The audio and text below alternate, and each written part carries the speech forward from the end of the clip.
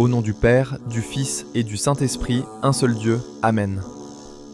Mes chers frères et sœurs en Christ, que la paix et la grâce de notre Seigneur Jésus-Christ soient avec vous. Aujourd'hui, alors que nous nous tenons au seuil d'une nouvelle année selon le calendrier de notre Sainte Église orthodoxe éthiopienne Tewahedo, nos cœurs débordent de gratitude et d'espérance. Demain, le 11 septembre, nous célébrons le Nouvel An éthiopien, un jour de renouveau et de joie pour nous tous. Pour nous, ce n'est pas seulement un changement de date sur un calendrier, c'est une célébration profondément enracinée dans la nature elle-même et dans les Écritures saintes. La période de juillet et août, celle des ténèbres et des pluies abondantes, s'achève. Les fleuves, autrefois chargés de boue, se purifient. La terre, couverte de fleurs et d'arbres verdoyants, déclare elle-même que c'est une bonne année. C'est un temps où la nature nous invite à la joie et nous rappelle la grandeur de la création de Dieu, comme le dit saint Paul dans Romains chapitre 1, que nous connaissons Dieu par la créature. C'est un moment où l'équinoxe de septembre établit l'égalité du jour et de la nuit, symbolisant l'équilibre que Dieu a établi. Notre tradition, mes bien-aimés, est biblique et spirituelle. Nous nous souvenons de Noé qui, après le déluge, commença une nouvelle vie sur terre en septembre, un symbole de nouveau départ après les épreuves.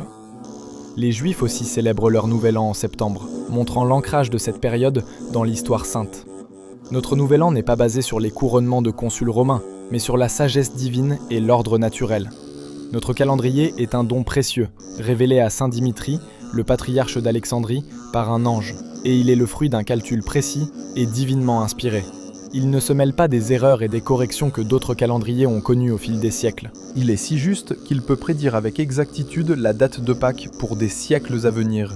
C'est un calendrier qui marche avec la nature. Chaque année du calendrier éthiopien est dédiée à l'un des 4 évangélistes. Ainsi, après l'année de saint Matthieu, demain, le 11 septembre, nous inaugurons l'année de saint Marc. Et c'est saint Jean-Baptiste qui la proclame. C'est un symbole puissant de la continuité de l'évangile et de l'enseignement des apôtres.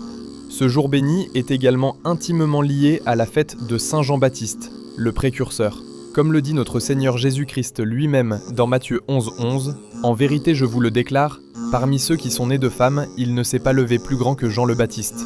Jean était le dernier des prophètes, celui qui a préparé le chemin du Seigneur. Il a vécu une vie de pureté et de sainteté dans le désert, se nourrissant modestement et portant un vêtement de poil de chameau. Jean-Baptiste, mes frères et sœurs, était un homme d'une immense courage. Il n'a pas craint de dénoncer l'injustice, même face au roi Hérode. Il a déclaré au roi « Il ne t'est pas permis d'avoir la femme de ton frère ». Pour cette vérité, il a été emprisonné et finalement décapité. Sa tête, même coupée, a continué à témoigner de la vérité. Il est un exemple éclatant de la lutte contre l'injustice, même au péril de sa vie. Ce courage de Jean-Baptiste est un appel pour nous, les chrétiens d'aujourd'hui. Nous ne devons pas rester silencieux face à l'injustice, à la dictature, au massacre de notre peuple, à la corruption. Certains disent que c'est de la politique, mais l'injustice est une offense à Dieu. Jean-Baptiste n'a pas dit « c'est une affaire de famille, je ne m'en mêle pas ». Il a condamné le mal, et nous, en tant qu'enfants de Jean-Baptiste, nous devons faire de même. Si nous restons silencieux, le mal prendra le dessus. Comme les orthodoxes qui, majoritaires en Éthiopie et qui sont maintenant de plus en plus minoritaires à cause du silence face à l'injustice. Nous devons parler la vérité, même si cela signifie être persécuté ou emprisonné. Notre Seigneur Jésus-Christ nous a dit « Depuis les jours de Jean le Baptiste jusqu'à présent, le royaume des cieux est pris d'assaut, et ce sont les violents qui s'en emparent. » Matthieu 11. Cette violence, mes amis, n'est pas contre les autres, mais contre nous-mêmes, contre nos propres désirs charnels. C'est la violence de la discipline spirituelle, du jeûne jusqu'à 15h ou 17h, de la prière constante, des prosternations, même lorsque nous sommes fatigués. C'est le chemin des martyrs, des prophètes et des apôtres qui ont souffert pour le Christ.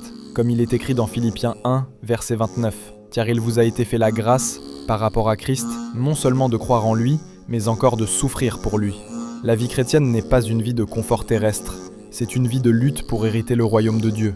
Si nous vivons dans le confort et sans repentance, sans l'Église, nous risquons de perdre le royaume. Pour cette nouvelle année et cette fête de Saint Jean-Baptiste, nous lirons des passages qui nous nourrissent. Nous chanterons le psaume 65, verset 12, ou 64, verset 12 selon les versions. « Tu couronnes l'année de tes bienfaits, tes sentiers ruissellent de sève. » C'est une prière pour que Dieu nous bénisse et nous accorde une année de miséricorde. L'évangile de demain sera Matthieu chapitre 11, versets 1 à 20. Nous y verrons les disciples de Jean interroger Jésus, et Jésus, par ses miracles et ses paroles, attester de sa divinité et de la grandeur de Jean. C'est là que Jésus compare Jean-Baptiste à Élie, celui qui doit revenir. Jésus compare aussi cette génération difficile qui condamne Jean pour son ascèse et le Seigneur pour sa sociabilité. Mais la sagesse est justifiée par ses œuvres. En cette nouvelle année, puissions-nous comme Jean-Baptiste être des prophètes de la vérité, des défenseurs de la justice. Puissions-nous embrasser la violence du renoncement de soi pour gagner le royaume des cieux. Que cette nouvelle année soit remplie de bénédictions, de foi et de courage pour tous. Que Dieu nous donne la force d'être fidèles à son chemin.